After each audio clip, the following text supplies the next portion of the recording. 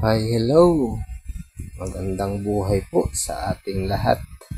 Ngayon po ay tayo ay gagawa ng pinagong. Pinagong bread, yan po ay 2 pesos ang piraso. Ating pinagong na kung tawagin ng iba ay maliit na munay. Sa iba naman pong bakery, yan ay tinatawag na pinagong o maliit na pagong.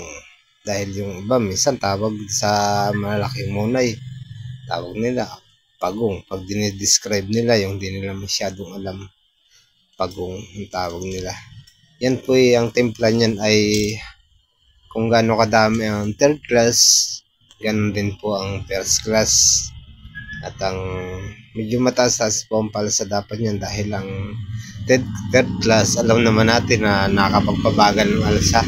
Lalo na kung timpla ng monay, timpla ng pinagong, dahil yan po ang timpla ng ganyang tinapay mataas ang asukal. Tapos may powder milk pa upang mas masarap dahil yan naman po ay malasa na.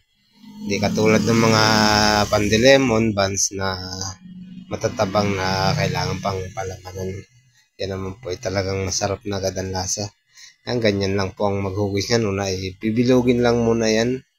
Pag nabilog na sa kamay, tutulak at yun. Yan ang may itsura niya. At ang finished product nga pala niyan ay may gayat pa yan sa ibabaw.